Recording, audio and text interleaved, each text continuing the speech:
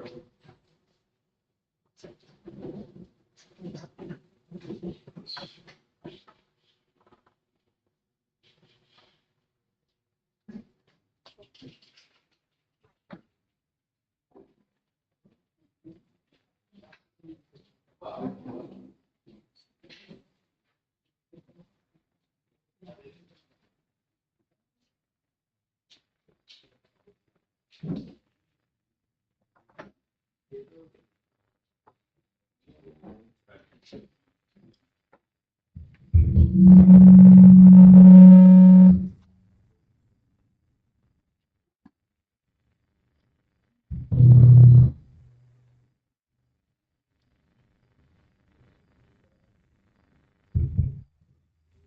evening, ladies and gentlemen, and very warm welcome to Pittsburgh.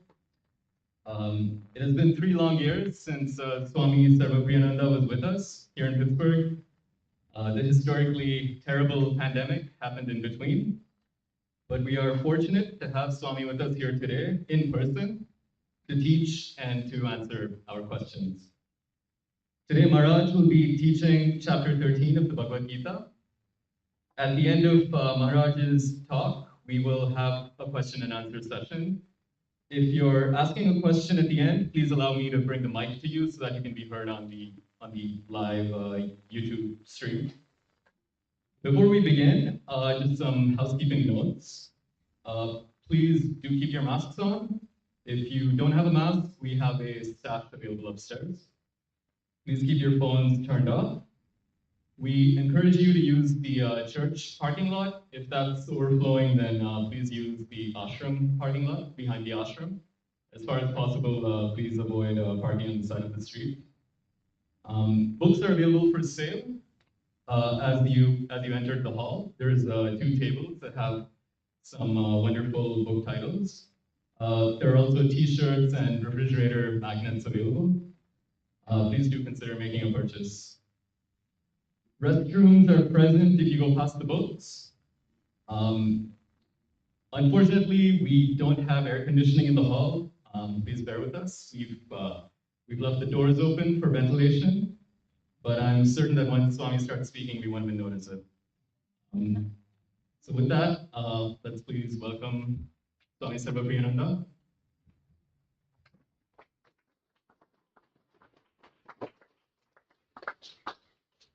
Should I use this? Yes.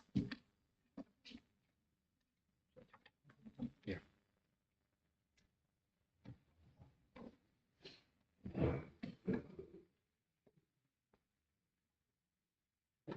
I should say some familiar faces, but I can't see most of the faces. So in New York, I've started saying some familiar masks.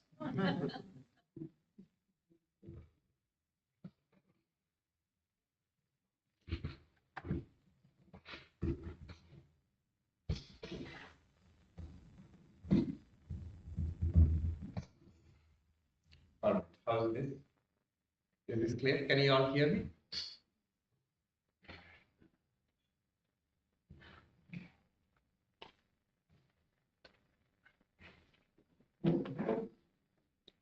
Om Asato Ma Sadgamaya Tamaso Ma Jyotirgamaya Mrityurma Amritam Gamaya Om Shanti Shanti Shanti. Om, lead us from the unreal to the real, lead us from darkness unto light, lead us from death to immortality. Om, peace, peace, peace. Om, Vasudeva Sutam Devam Kamsa Chanuramardanam Devaki Paramanandam Krishnam Vande Jagadguru. Namaste and welcome everybody to this Bhagavad Gita retreat. I'm thankful to the Vedanta Society in Pittsburgh, the organizers, and to all of you for turning up. Spiritual life requires us to rise a little above the flow, the humdrum flow of life. Every day there's a flow of events in life. Sometimes extraordinary, morning is different from evening, one day from the other, 1 year from the other. And we tend to be swept along by the flow of events. Societal events like the pandemic, family events, personal life events. Sometimes events may not be new, but what happens is um, even humdrum events, day-to-day ordinary events, we tend to be absorbed in that. And we know that life is going by, time is passing, but it's difficult to pull out of that.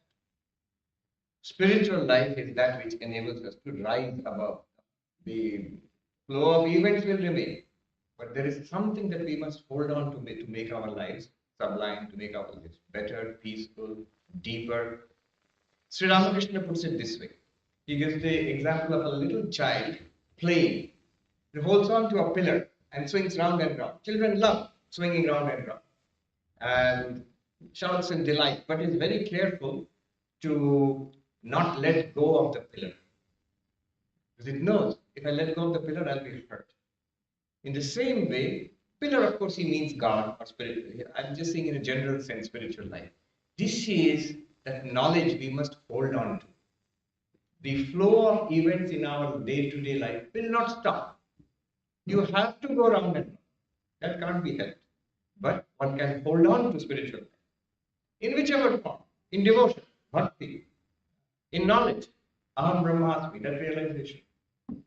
So that is the essence of spiritual knowledge. That's what spiritual knowledge does for us. It helps us that way. Bhagavad Gita. One way of understanding what's going on in the Bhagavad Gita is given by number of Advaita Acharyas, especially Madhusudan Saraswati, who lived about 600 years ago, who wrote the most exhaustive commentary on the Bhagavad Gita called Gudhartha Deepika, the lamp which illumines the hidden meaning. Gudha, the hidden meaning, the lamp which illumines the hidden meaning. Clock, I just keep this here. Yeah, we keep track of time. So what Madhusudan Saraswati does is, he says in the 18 chapters, actually we can divide it into 3 groups. 3 groups of 6 chapters. First 6 chapters, it talks about the theme is, who am I? The self, Atman, our real nature. We think we know who we are, but Vedanta says we are deeply, deeply mistaken about who we are. What we know is at best the surface, and at worst completely wrong. So, first of all, we need to educate ourselves. Who am I? Really, who am I? This knowledge of the Atman. So, this is the first 6 chapters.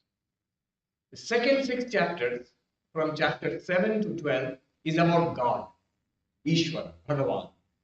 What is the cause of this universe?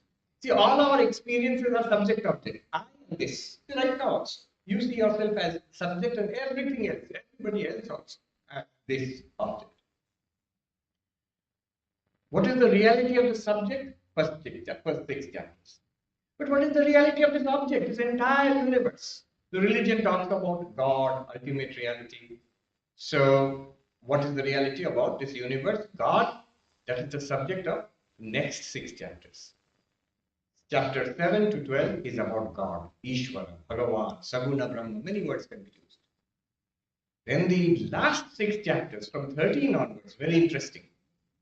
It says, ultimately, those two are one reality. It's an identity. The identity of you and God, the oneness of you, oneness of my reality and God's reality. That is the subject matter of the last 6 chapters, from 13 to 18. So basically, Madhusudan Saraswati says, the essence of Advaita Vedanta, essence of Vedanta is Tattvamasi. We have got it right there. Tattvamasi. You want that from Chandogya Upanishad, the Mahavakya, which says, your reality and God's reality, the ultimate reality of this entire universe, and you, we are one reality. So this identity of Jiva and Brahman, you and the ultimate reality, the oneness, that is the essential teaching of Advaita Vedanta. And that is taught in the last 6 chapters of Bhagavad Gita, from 13 to 18. So the 13th chapter is crucial. That is where the meaning of Tattvamasi is first openly, clearly, powerfully declared by Sri Krishna. In the first 6 chapters, theme is Tvam, you. Tat Tvamasi, you are that. Tat means that, ultimate reality. That means whatever is the ultimate reality. Tvam means you. You are that. That's the meaning of Tat Tvamasi. The first 6 chapters talks about you. Are you the body? Are you the mind? And something more than body and mind. The next 6 chapters talks about Tat, that, God. Then the last 6 chapters, starting with 13, talks about Tat Tvamasi. You and Brahman are one and the same reality. Chidananda Rupa Shivoham. So that knowledge is given in the 13th chapter. Now, this is a very broad kind of classification because if you go to the first 6 chapters, there are so many topics which are mentioned, not just who am I. If you go to the chapter 7 to 12, so many topics are mentioned, not just God. And again, from 13 to 18, many things, especially a lot of things about sadhana are mentioned towards the end of the Gita.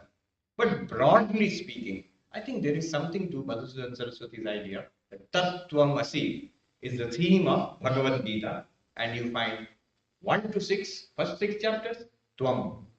In Sanskrit, Tvam Padartha. Vedanta means Tvam Padartha. Tvam Padartha means the reality of you, the reality of I. Who am I? What is the meaning of Tvam? And then Tat. What is the meaning of that? Tat Padartha in Sanskrit. Tat. And then Asi. Tattvamasi, identity of these two in the last 6 chapters. So 13th chapter is crucial. There you find the switch, the culmination, grand declaration of the highest truth of Vedanta in 13th chapter. And Krishna himself will say. And that at the very beginning of the chapter, verse 1 and 2.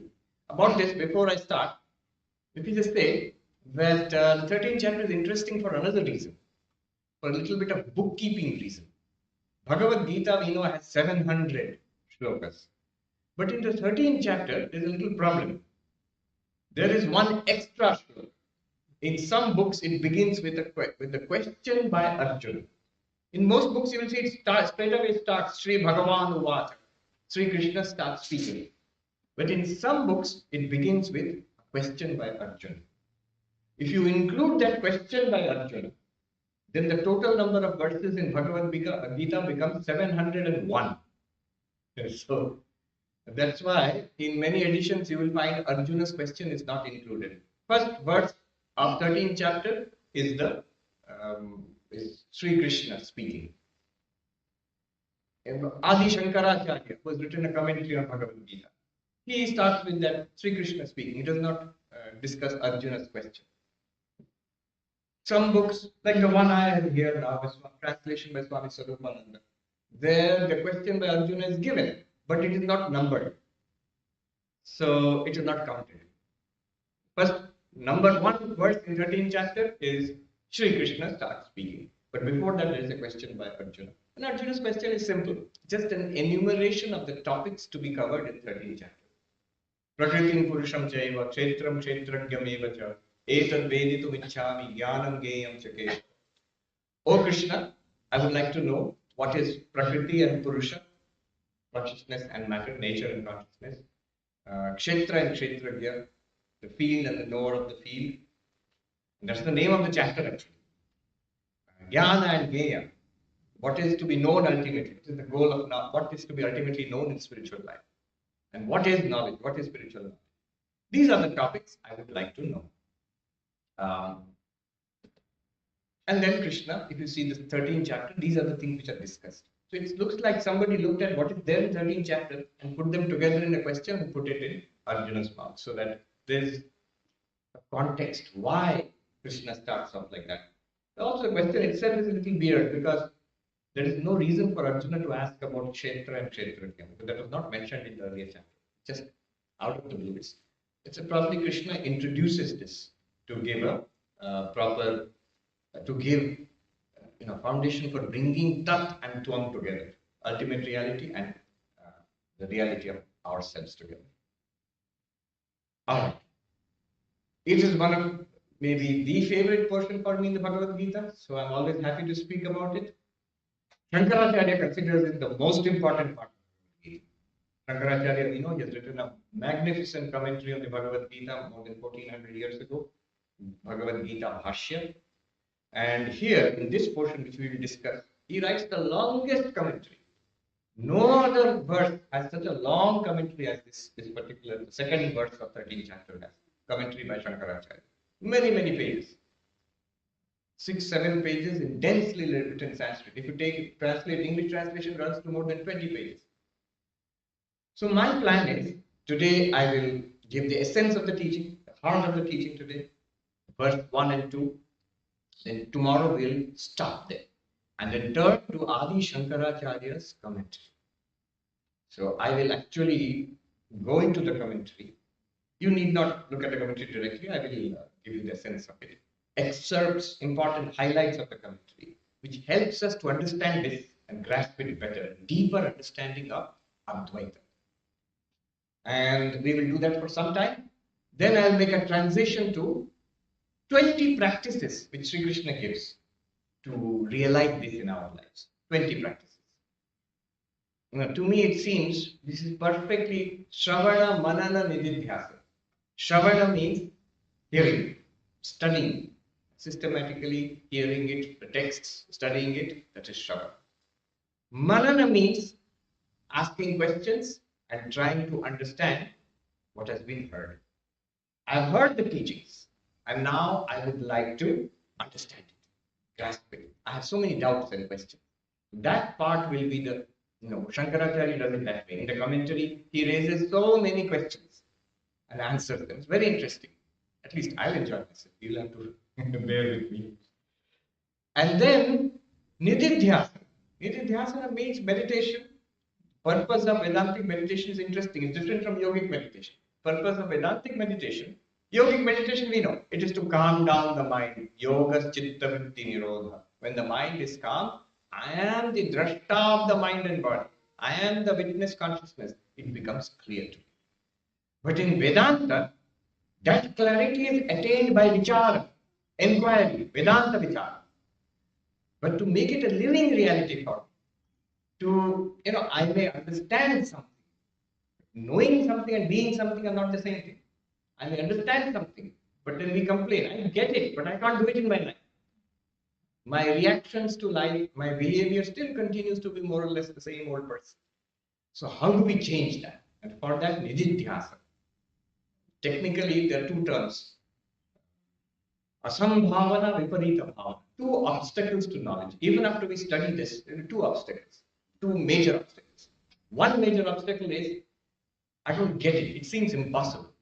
I am this fellow, this man, this monk, this Sarvapriyananda. How can I be pure consciousness, unlimited existence consciousness? What is that? And how am I that? Doesn't seem to be. It seems to be just the opposite of my experience of myself. So that impossibility obstacle is overcome by manana. Question answer, we will see. By inquiry, by questioning, by reasoning it out. Then we get clarity. The second big obstacle is called viparita bhava, contrary tendency. The tendency to go on behaving like this body mind, like this limited individual. Even after knowing so many things, my life does not change. Even if I read so many books and heard so many lectures. So that is the second obstacle called viparita bhava, contrary tendency. And that changes by nididhyasana, Vedantic meditation. Now, one way of doing Vedantic meditation is, I will talk about it, with the 20 practices. Normally people will not call them Vedantic meditation. They'll say that they're practices of how to live your life, virtues to be cultivated. But we will see later, but I just mentioned it here.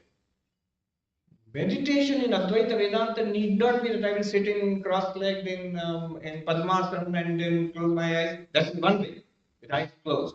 But also, what I have learned, what I have understood, what I believe now, what is clear to me, how to, is there a crackling sound? Little bit. Oh yeah, they have removed it. It was a, what do you call it? Agarati, yeah. Okay, now it will slowly drain away. That's why we recommended gas masks. Yeah. So one way is to meditate. Close your eyes and sit and meditate on what we have studied. The other way, Shankaracharya writes a very interesting commentary. There is in Brihadaranyaka Upanishad, in one place, instead of saying Shravana, Manana, Nididhyasana, there are ancient terms for this. Pandityam, Balyam, Maunam in Brihadaranyaka Upanishad. Pandityam means scholarship, literally. When you're well versed in Vedanta teaching, when you're immersed in the Vedanta teachings, you've got a good grasp on Advaita Vedanta. It's Pandityam. Panda, the word Panda, in many Indian languages it means a priest in the temple. But Panda, Shankaracharya defines, Panda means Atma Vishaya Prajna, the wisdom regarding who am I. Atma Vishaya Prajna. So Pandityam means one who knows who am I. One must realize that. So that's the first stage. Second stage, interesting word. Third stage is very nice. Pandityam, Balyam, Maunam. Maunam means silence. It matches nicely with meditation. The second stage is interesting. Balyam. Balyam. Bala means child. What does it mean? Brihadaranyaka Upanishad, it says in Vedanta there are three stages. Pandityam, Balyam, Maunam.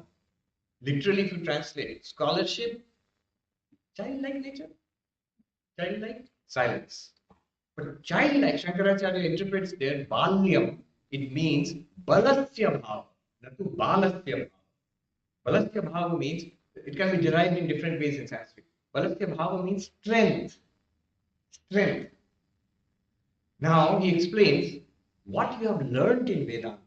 If you try to confront life, live life, if we try to live life in the light of that wisdom, you'll struggle. You'll have to struggle. Have to change our reactions to life. That is strength. So that very effort to live our life according to that. So instead of giving the usual meaning of manana, that is question and answer logic, he gives that meaning and says that is what leads to Vedantic meditation. Maunam, silence.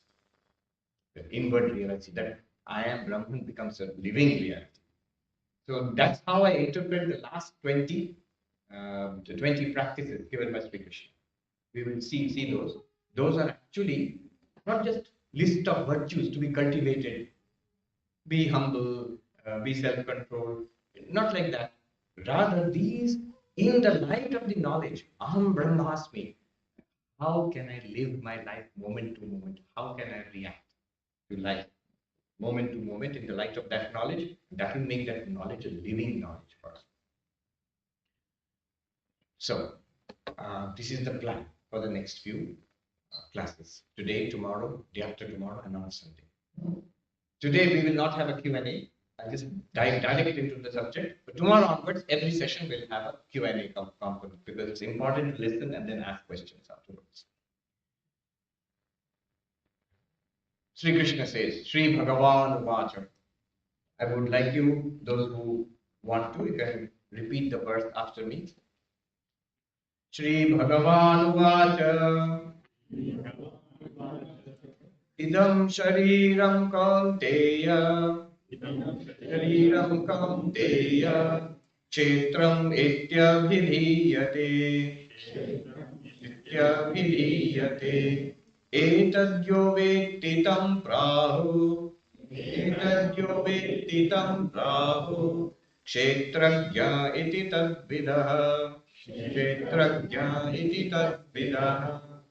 So Sri Krishna said, O Arjuna, this body is the field. And the one who knows this body, one who experiences this body from within, is the knower of the field. Kshetra in Sanskrit means field. And Kshetrajya means the knower of the field. What he's talking about is very simple. It's you. He's talking about your body and you. Here is the body. This is the field. He just gives it a name. It's a field. Good. Now what?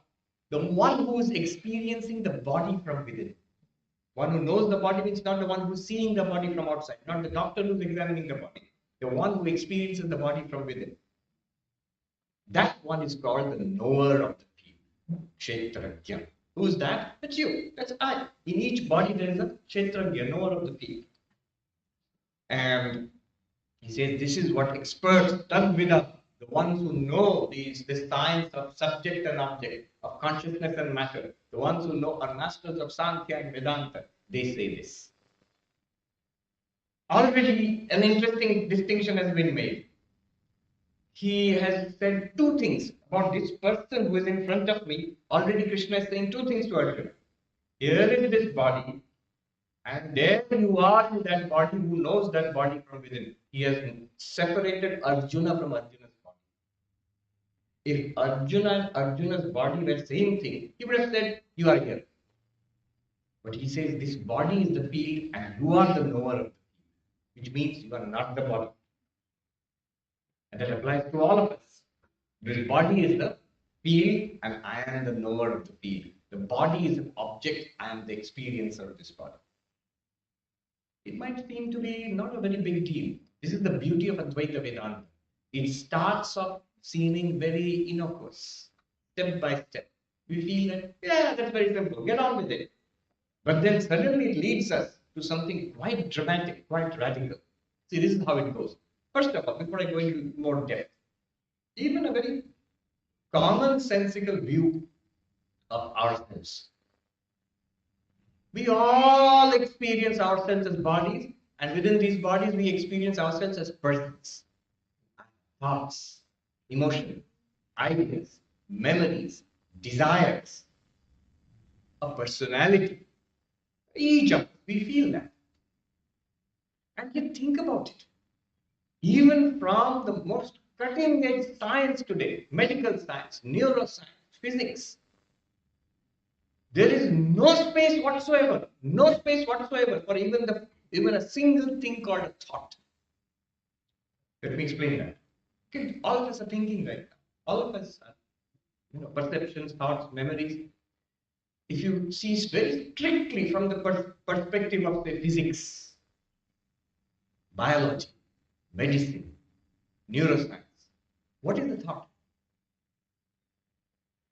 See, what is the body, if you say? Immediately biology will swing into action and talk about organs and tissues and cells. And after that, chemistry will swing into action and talk about the chemicals, organic, inorganic chemicals in the body which comprise the cells. After that, physics will swing into action and talk about the molecules and atoms and subatomic structures and neutrons and protons which comprise the chemicals. You see, biology, and then even above biology there is physiology and medicine, then biology, and then chemistry, and then physics. Where is the thought? Where is the thought? No, I mean, honestly, how interesting it is. We have such extensive knowledge of the world, of the body, and we have a whole science of psychology and psychiatry. But what's the thought? The way, what I mean, let me make it even more clear. Suppose I take this hand and ask a scientist, biologist, a doctor, a biologist, a chemist. They will give me detailed explanation of what is it. If I ask, they'll give me detailed explanation. From a medical perspective, from a biological perspective, from a chemical and physics perspective, they'll give me detailed explanation. Okay? So you can explain what is the hand, I can give you a lot of information. But if I say, what is the thought? What is the thought? Very difficult to give. They will, at the most, what can one say? Brain activity produces the thought. This is electrical activity in the brain. How? That is the whole big question of a hard problem of consciousness. The last thing that a scientist, a neuroscientist can point to is electrical activity in the brain. Neuronal activity. Which has strong correlation with thoughts and feelings. No doubt. But correlation. The way you can explain a hand in terms of tissues and organs and cells and chemicals and protons and neutrons, that way you cannot explain a thought. So, when Krishna makes a difference, he is making a difference here in Vedantic terms, Sthula Sharira and Jivatma. This is Sthula Sharira, physical body. Clear difference. The physical body is a public entity. I can experience it, you can also experience it. And the doctor can experience it in greater detail than I can experience it also. The doctor can know so many things about this physical body which I don't. So, Sri Krishna makes a distinction. You and the physical body are not the same. You are the knower of the physical body. You are the experiencer. Where did he use terms like field and knower of the field? Field, one explanation is, field is where we get the crops grow. You put seeds and the crops grow. So we have put seeds of karma in past lives, and the crops are growing now. We are getting the results of past karma in this field. And I am the one who experiences the results, good and bad results, pleasant and unpleasant results. So I am the knower of the field, Kshetrajna. Now, knower and known are different. I am the experiencer, the body is experienced. No, not just the body, the world is also experienced. After all, you are seeing the world. That's also experienced. You can touch it, you can see it, you can taste it, smell it. You can think about it, you can do science and art and politics and whatnot with the world. So, world is also the field. The thing is, here we are trying to find out who am I? Who am I? And I have no confusion about the world. There is this lecture. It's part of the field, no doubt. But I never think that I am the lecture. And there is this hall. I never think I am the hall. It's an object, clearly. This lecture is also an object. Even the shirt, which is very close to me, it's an object for me. I don't think I am the shirt. But when it comes to the body, when it comes to the skin, and what is inside the skin, there the problem begins. Because knowingly or unknowingly, without any effortlessly, I think I am this one. I may say my body. I may say, no, I know Vedanta, I'm not the body. I'm the field, I'm the knower of the field. But still, I behave as if I'm the body. I talk and walk and think and live in life as if I am the body. So the problem, the inquiry starts. The inquiry starts with this skin, with this body. So Krishna says, leave the world aside for the time being, look at the body. And then we take the body as the field. And one must learn to distinguish oneself from the body. What's the principle of distinguishing? Etad yoveti, the one who knows this. You experience the body. Just as you experience the world, you experience the body. How are you experiencing the world? I see the world. I hear. I smell. This agarbatti has a very nice fragrance to it. Smell. And I taste. So all five senses objectify the world. Exactly like that. All five senses objectify the body. How interesting. I can see the body. I can touch it. I can hear the rumbling in my tummy. I can even taste it if I want. I smell it. All five senses objectify this body, but what I call myself, my own body, objectified by same senses. If I objectify the world and I don't think I am the world, the same logic, I objectify the body. So I don't think I am the body. I should not. By the same logic that whatever you know, whatever you objectify, you cannot be the subject, cannot be the object. The knower cannot be the known. The seer is not the seen. Drashta and Drishya are different from each other. This is the principle, the analytical knife which Krishna is handing over to Arjuna. Use it upon your self-identity. Who am I? Use this as a technique of inquiry. What is the technique? If I know it, then I am not it. I am the knower. Etad yoveti, the one who is the knower. Very interesting experience one can perform upon oneself. You see, one beautiful thing about Vedanta is entirely experiential. Entirely experiential. What I mean by that is, it's fantastic. You see, in most religion, one is God. The chapter 7 to 12, Krishna has talked about God. But God is something you hear about in the book, hear about from the teacher. It's not just something that we directly experience. What we directly experience is the world and our own self. We directly experience that. Even in yoga, Patanjali yoga, we are taught to meditate and you will get some extraordinary experiences called samadhi. Then you will have direct experience. But that also you have to wait for that. That's not easily available. That's not a common property of all human beings. But what Vedanta does is it takes the common experience of all of us. We all experience the world. We all experience the body. We all experience our own thoughts and feelings. Is it not? Yes. And Krishna is saying that's enough. You don't have to believe anything. You don't even have to wait for extraordinary samadhi experiences. Right now, this experience you have, body and yourself, kshetra and kshetragya, enough for you to get the highest knowledge. We will see. So drashta and drishya are different. Interestingly, when you consider, go a little further, not just I and the body, but consider other things, even the thoughts, feelings, emotions, memories. Am I not aware of my own thoughts? If I try to look inside, I'm aware of my thoughts. If I feel sad, I'm aware of the sadness. If I feel happy, I'm aware.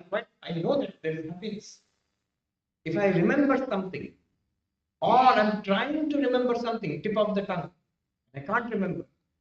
Memory and failure of memory. All of those things are nicely, easily known by me. So I, the knower of the field, am not only the knower of this physical body, but I am also the knower of the subtle body within, of thoughts, sensations, memories, ideas, desires, likes and dislikes. Is that not so? I've introduced two terms. Physical body, Sthula Sharira, and subtle body, Sukshma Sharira. Those are not esoteric terms, not difficult terms at all. We are all experiencing both the physical body and the subtle body. Physical body is exactly the public one, this one, physical body, which he called the field. But even the subtle body means the thoughts, feelings, emotions, like the mind, which we are all experiencing now. That's not the subtle body. Sukshma Sharira. And that is not you. That's also a body, like this body. Only difference is this body is physical, available for public experience. You can see it, doctor can also experience it. Everybody can see it. Subtle body is available only for your first person experience. Directly inside us, only each of us can see our own subtle body. But even then, it's a body. Why? Why? Why can't I say, no, it's not a body. That is I. I am the mind. I am thoughts, feelings, emotions, desires. No. Because Krishna has given you the instrument of analysis. What has he said? Etad yo veti, the one who experiences this. So are you able to experience your own thoughts, feelings, emotions? Yes. In that case, even the thoughts, feelings, emotions, desires, something is happening with this. Is it okay if I keep it here? Okay. Huh? Can you hear me? Good. So the thoughts, feelings, emotions, desires, all those are also experienced directly by me. If experience is the criterion of making it something an object, then even my thoughts, feelings, emotions are also objects. So even the subtle body, Sukshma Sharira, is an object. Why? Drishyatva, because it is an object, it is seen, because it is an object of all of my experience. You, unless you are a telepath, you cannot experience my thoughts and emotions. But each of us can experience our own thoughts and emotions. Because we experience it. Because it is drishya. Drishya means seen. Therefore, I am not it. I am, just as I am the knower of the field, the body, I am the knower of the field, the subtle body. The Sukshma Sharira also is now put in the category of the field. So I am the witness. Not Sthula Sharira, but not Sukshma Sharira. Sthula Sharira, physical body. Sukshma Sharira, subtle body. There's something even beyond that. In deep sleep, for example, we are not aware of our physical body. When we fall asleep, we dream. In our dreams, we are not aware of the physical body. Physical body is on the bed, but we inhabit a dream world projected, like a virtual world projected by the mind. And in deep sleep, Even the mind shuts down. So this is blankness. I don't experience an external world. I do not experience this physical body. I do not even experience dreams. I do not even experience the mind. Blank. That blank state is called Karana Sharira. So just a technical term. Karana Sharira means causal body, not casual body. We have casual wear.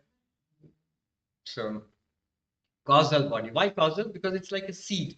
In deep sleep, we go into that state, and then when we wake up or we dream, that seed, as it were, blooms out, blossoms into our dreams, into our waking experiences. But that blank state, my point is, we are not even that. That also comes and goes. That is also a kind of quote unquote experience. Therefore, that's also part of the field, kshetra. See, now the field has become pretty subtle and white. First of all, Krishna said the body, physical body, shariram. But then he says, whatever you know is the field, and you are the knower of the field. But then I know the mind also. I know my personality also. I know the blankness beyond that personality in deep sleep. That also is known as an object. Therefore, you the knower of the field, you are not the physical body, not the subtle body, not the causal body. Sthula, Sukshma, Karana, Sharira, Vilakshana, Atma. Repeat that. You, the Atma, the self. Who are you? Who am I? Not physical, not subtle, not even causal. That's all part of the body. It's all part of the field. The body itself has three grades: physical, subtle, and subtler than that called causal. There's another way of classifying this. Those who are in Vedanta, have been in Vedanta for a long time. The Pancha Kosha. The Pancha Kosha. 5 sheets. Annamaya, the food sheet, physical body. Pranamaya, the vital sheet, whose tip of the iceberg is that breath. Life itself. Physiological processes keeping this body alive. Then Manomaya, thoughts, emotions, memories, mind. Then Vijnanamaya, the intelligence, the capacity to understand what we are doing right now. Vijnanamaya, intellect. And then deeper, the Anandamaya, the seed state, the blank state, Anandamaya. But my point here is, Krishna is saying all of them are field. They are not the knower of the field. You are the knower of all of them. Shariratraya Vilakshana Atma. You, the Atma, you are distinct from the physical body, subtle body, causal body. Pancha Kosha Vilakshana Atma. You, the Atma, you, the knower of the field, you are different from the 5 sheets: Annamaya, Pranamaya, Manomaya, Vijnanamaya, Anandamaya. You, the knower of the 3 states: waking, dreaming, deep sleep. You are distinct from the 3 states. This waking state, it is known to you. So it's part of the field. The dream state, it is known to you. It's part of the field. Deep sleep state, it's also in a sense known to you because it's part of our experience. Therefore, it's part of the field. You, the knower of the field, are not the waker, not the dreamer, not the deep sleeper, but the 4th one called Turiya, Mandukya Upanishad, Mandukya Karika. So all of Vedanta, Atma distinct from physical body, subtle body, causal body. Atma distinct from the 5 koshas: physical, vital, mental, intellect, and causal. Atma distinct from waking, dreaming, deep sleep, the Turiya, the 4th. All of this has been compressed into this little verse, half a verse. Idam shariram kaunteya kshetram vidhiyate. This, whatever you can know as this, is called kshetra, field. Etadyo vetti, one who experiences this from within. You, the consciousness, you, the Atma, you are called knower of the field. So in this verse, what Sri Krishna has done is, let me give a little bit of the technical terms involved here. Those who do Vedanta, Advaita Vedanta will recognize. Vachyartha, Lakshyartha, Tvam Padartha. What has gone on here, the technical terms are the Tvam Padartha Shodhana. Inquiry into who am I. Tvam Padartha, Tvam means you. Tvam Padartha, meaning of the term you. Shodhana, inquiry. What inquiry? 2 stages. One is Vachyartha, direct meaning. Direct meaning of Tvam, you, I.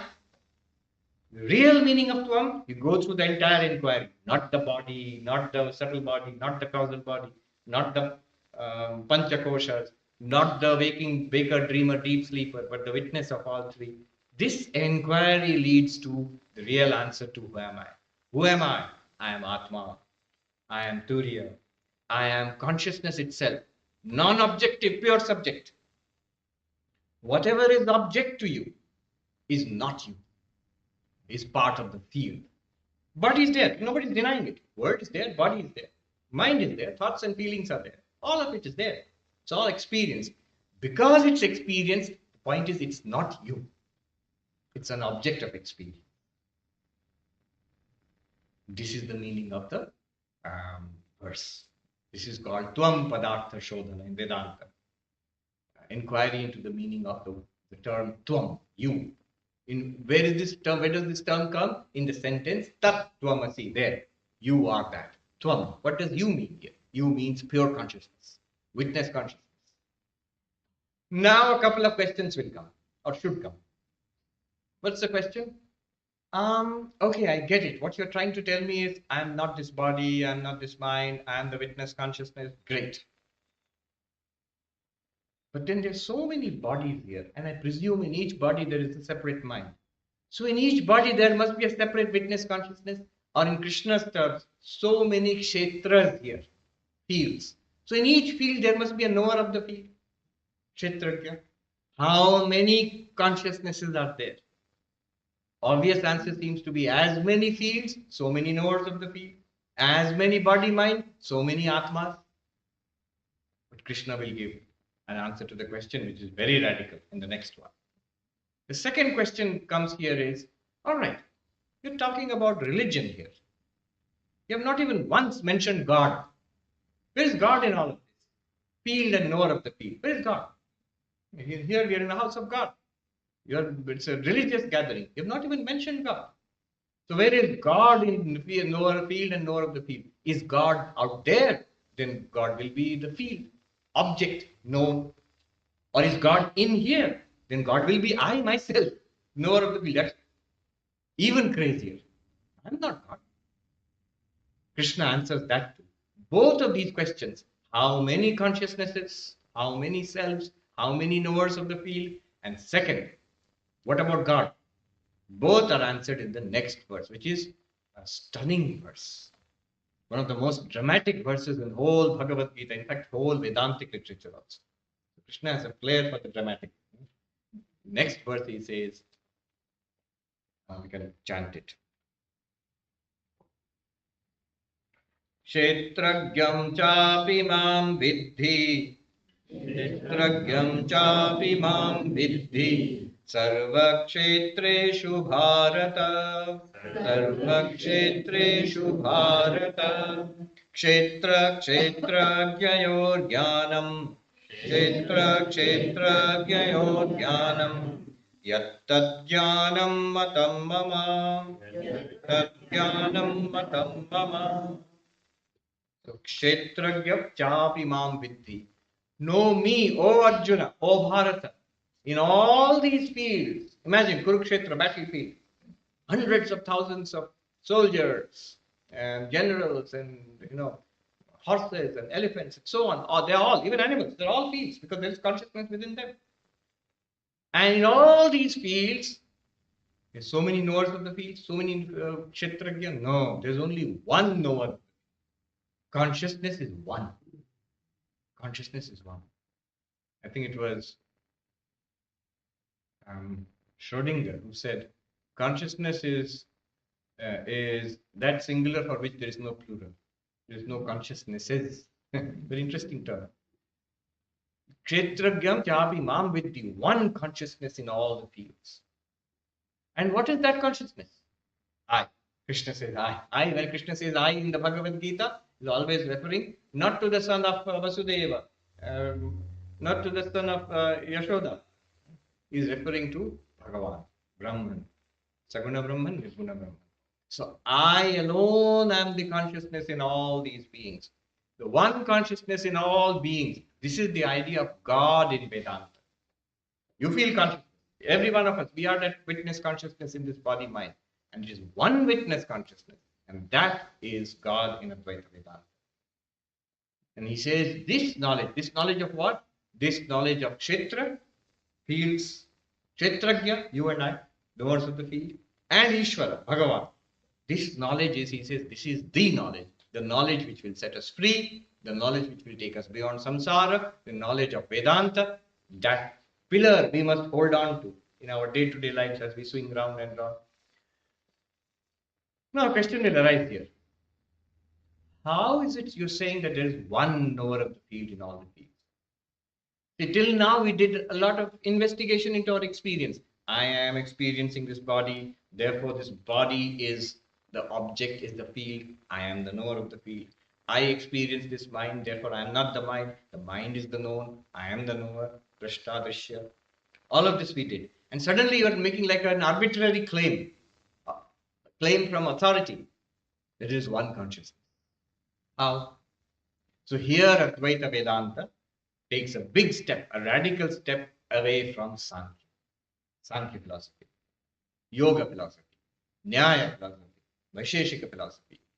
That all of these darshanas, philosophies, they consider the self to be many, Atma, Bahupurushavada, many consciousnesses. Sankhya philosophy says, yes, I am consciousness. The world is Prakriti, nature. Drashta and Drishya are separate. Field and knower of the field. Sankhya will agree. Yes, Krishna is saying what he's saying is right. But this, when Krishna says there's only one knower of the field, one consciousness in all beings, that Sankhya will oppose. No, what is this? This is crazy. How will you prove that there is one consciousness? Advaita Vedanta, let me just give some arguments. Advaita Vedanta reverses this. Advaita Vedanta asks the Sankhyan, why do you think there are many consciousnesses? Why do you think there are many knowers of the field? You're saying it cannot be one. I'm asking why. You're asking me to prove that it is one. I'm asking the opposite. Why do you think it is many? That seems to be a very straightforward question. Yes, it is. When you consider the field, the body, straightforward. You can count how many bodies. Bodies are many. Fields are many. Clearly, it's countable. You can count here. And there are 7 billion people in the world and billions of living beings in the world. So there are so many fields as Krishna defined it. Bodies are many. Even minds are many. Subtle bodies are also many. If you just ask people have different opinions. An opinion poll will show that. People have different thoughts, memories, different personalities. So the subtle body inside each body is also, subtle body inside each physical body is also different. Physical bodies are many, subtle bodies also are many. But beyond the physical body and subtle body, the witness of all of that, the knower of the field, consciousness itself, one or many. The Sankhyan, we say one. The Sankhyan says, no, many. Why? Well, the Sankhyan will say arguments for many consciousnesses. One argument. Look, it's crazy to say that there is only one consciousness, because if we were all one consciousness means I, the conscious being, the jiva, then the birth of one would be the birth of all, the death of one would be the death of all. If one person dies, everybody will die. No, that's not a good argument. Because death is death of the body, not death of consciousness. So one body can die, other bodies can be alive, consciousness can still be one. Then Sankhyan says, no, well, let me give another argument. What about the mind, the waking and dreaming? If you are all one consciousness, if somebody falls asleep, which can always happen in a philosophy class, in Vedanta class, then all we fall asleep because we are all one consciousness. All will fall asleep. But luckily that doesn't happen. One person may be dozing, another person may be fully awake, one person may be daydreaming, another person may be in deep sleep, sound sleep, making sound. So clearly we are not one consciousness. Vedanta says that's not an argument, that's not a good argument. Because waking and dreaming are functions of, not consciousness, of the mind. So one's mind may have fallen asleep. In that body, that mind has fallen asleep. In that body, that mind is awake. Witness consciousness is same. The same consciousness witness of the dreams in that mind. The same consciousness witness of the waking mind here. Consciousness is one. Like the light shining on this. So many activities are going on. Same light illumines all. So consciousness like that light, it is common to all the minds. It does not have to be, if one has fallen asleep, everybody has to fall asleep. No. One mind may sleep, other minds may be awake. Well, you get the idea. Why Advaita Vedanta is saying consciousness is one. Another argument that Sankhya gives is enlightenment. So if one person becomes, you are all one consciousness, if one person becomes enlightened, Brahmagyani, then all will become enlightened. No. That's also not a good argument. It would be nice. If my guru became enlightened, we would all become enlightened, we'd all become Brahmagyanis. But unfortunately, it doesn't work that way. Knowledge and ignorance are in the mind, not in consciousness. So one mind can be in ignorance, another mind can be enlightened. Just like going to school in your university at CMU. The professor is a PhD and he knows everything. The students don't know. Now, the knowledge, the consciousness can still be one, illumining the ignorance in the minds of the students and the knowledge in the mind of the professor. Just because there is knowledge in the mind of the professor does not mean the same knowledge will be there in the minds of the students. That would be nice, but it will need a process of transmission of knowledge. Then the knowledge can be generated in the minds of the students. So none of the arguments really work. There is a deeper objection to the Sankhyan position of many consciousnesses. See, Sankhya itself holds Purusha, the self, Atma, pure consciousness, is unlimited, is infinite. Swami Vivekananda has raised this topic, this question. What Krishna wants to say here is, if you, Sankhyan, if you really think Atma is unlimited, Purusha is unlimited, infinite, infinitude, real infinitude, not like mathematical infinity. There can be many mathematical infinities. This little kid today in the ashram who is learning positive numbers and negative numbers. Here today. Yes. So now the set of positive is there. See, he knows now the set of positive numbers will never end. It will go on and on and on. Right? +1, +2, +3, it will go on and on and on. Set of negative numbers never ends. It goes on and on. And there are two different infinite sets. So there are different kinds of infinity in mathematics. But they are not true infinities. What do I mean by true infinity? That nothing is excluded.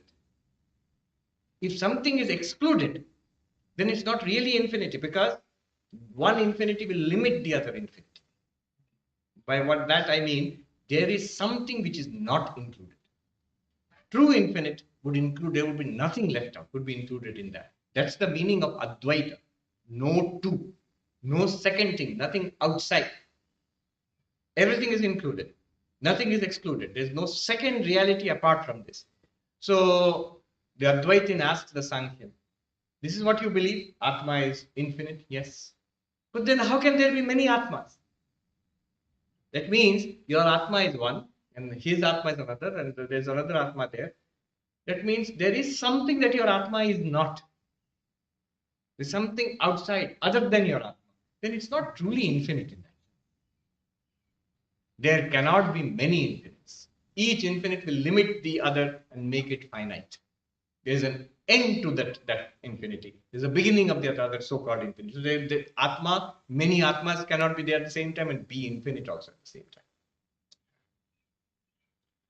So Advaita Vedanta says, if truly Atman is infinite, it has to be one. There has to be no second apart. Now we have got an interesting position that I am not the body, not the mind. I am the witness consciousness, not the field. I am the knower of the field. What am I? I am awareness. I exist and I am awareness. How did you jump to that cute idea that you are awareness? Well, I am experiencing. That I cannot deny. For this, we have to take help. We can refer back to old Descartes. Cogito ergo sum. Descartes. We all know him when we studied mathematics as the Descartesian mathematics, Cartesian coordinates. He was not only a mathematician, he was a great philosopher. More than 300 years ago, nearly 400 years ago, he came to this remarkable conclusion. Everything can be doubted.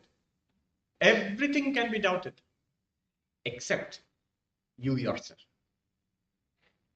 I can doubt whether this world is real. I could be dreaming.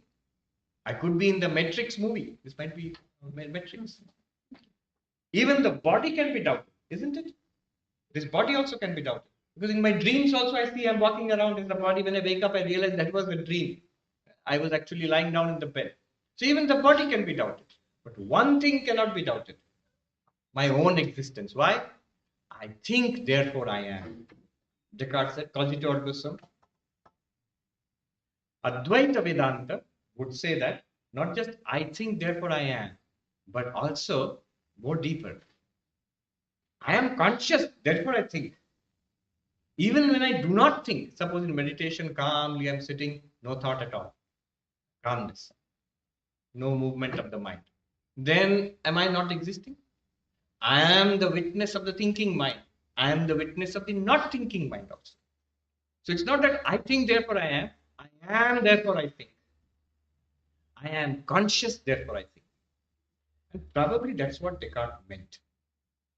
One of the leading, maybe the leading philosopher of mind, David Chalmers, he has modified in his latest book, Reality Plus. He says, instead of saying, I think, therefore I am, like Descartes, I would say, I am conscious, therefore I am. My existence cannot be doubted as consciousness. Even to doubt my own existence, I must exist. And to doubt, I must be conscious. So I exist, I am conscious. And then Advaita Vedanta pushes it further. Krishna pushes it further. Many fields, but not many knowers of the field. One consciousness. But now where are we? One consciousness and everything else. Where did we begin? I, this fellow Sarvapriyananda, and everything else. Now where are we? The body, mind, all other bodies, all other minds, and external universe is in the category of field, everything else. And there is one consciousness, which is the witness of all of them, shining in and through all. But still there is a difference. Consciousness and not consciousness. Field and not field. Now we are moving into this, which is just hinted here. Sri Krishna says, Yattat Jnanam, he says. What is the relationship between the not conscious and consciousness?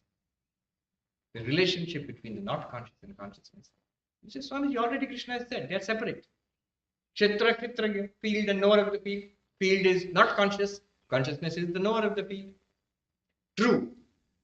The knower of the field is separate from the field. Drashta is different from drishya. But now I'll ask you a very subtle question. Is the field separate from the knower of the field? Is the drishya separate from the drashta? What does that mean? If one A is separate from B, then B also must be separate from A. No. Consider the fact that, say, the table and the wood out of which the table is made. The table is separate from the wood in the sense that the wood is separate from the table because it was wood before the table was made. It is wood even now. See, when you say touch wood, we say touch wood. We don't say touch table, touch wood. And then one day the table will be broken. The wood, it will still be wood. It will be just pieces of wood. So wood is not limited by the table. But other way around, is the table anything apart from the wood? No. The table as it exists now, there's not one thing in this table which is other than the wood. You take a wave and water. Water is apart from the wave. Water is not literally the wave because the water was there before the wave came. Water can be water in the bottle. Water can be water in water vapor in the clouds. But wave cannot exist apart from water. Similarly, drashta and drishya. Consider a very nice example. Dreams. You, the dreamer, you are apart from everything that you see in a dream. Every person, object, activity happening in the dream, you can exist without it because when you are awake, it was not there. When you wake up again, all those things will go away. They were just appearing in your mind.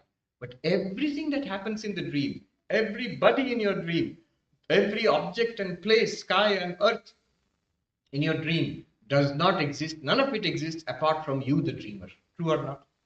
They all depend upon your dreaming it. If you don't dream it, it won't exist. Similarly, Advaita Vedanta makes the radical claim that whatever you are aware of, the objects of consciousness, have no existence apart from consciousness. Indeed, it is like a dreamer's mind appearing as dream objects. It is consciousness alone which is appearing as its objects. It is the knower of the field alone who is appearing as the field. That's a huge claim made by Advaita Vedanta. Basically, the fundamental question is, what is the relationship between consciousness and matter? One answer could be matter generates consciousness. Who says that? Charvakas. Modern mainstream reductionist scientists, materialists will say that matter, brain generates consciousness. How? We don't know yet. Someday we will explain it. That's the materialistic, reductionist explanation of consciousness. Matter generates consciousness. Then there is another. Consciousness generates matter. Consciousness generates matter. Who says that? All theistic religions. Hinduism, Christianity, all of these religions, they say that consciousness generates matter. That means God generates this universe. God is the creator of the universe. God has made this universe. Second option. Who says? All theistic religions, all dualistic religions say this. Islam, Christianity, Hinduism, Shaivism. See, everywhere you talk about God, one thing will be common. God is the creator of the universe. So in one sense, consciousness generates matter. So if you ask, is your God a conscious God or unconscious? No, conscious, of course.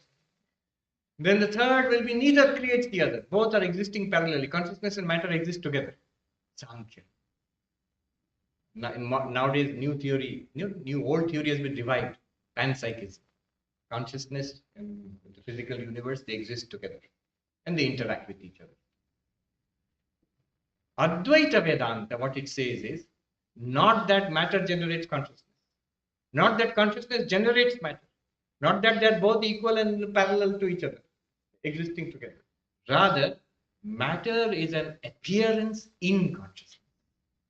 The field is an appearance in the knower of the field. Just like the objects in the dream are appearance in you, the dreamer. Similarly, the matter is an appearance in consciousness. I'm saying that without trying to prove it. It's a very deep matter. That how objects are actually appearances in consciousness. But I'll just give you a hint. Isn't that how we experience life? Whatever we experience in life, whoever we experience in life, external, physical, mental, aren't they all appearances and disappearances in our consciousness? That's all that life is. What is life? The leading brain scientist today, Christoph Koch, his latest book is called The Feeling of Life Itself. The feeling of life itself. What is that referring to? Consciousness. So our whole life is basically a lot of experiences in consciousness. And Advaita Vedanta says, if that is exactly the truth. Whatever you experience is experienced by consciousness, in consciousness, and is nothing other than consciousness.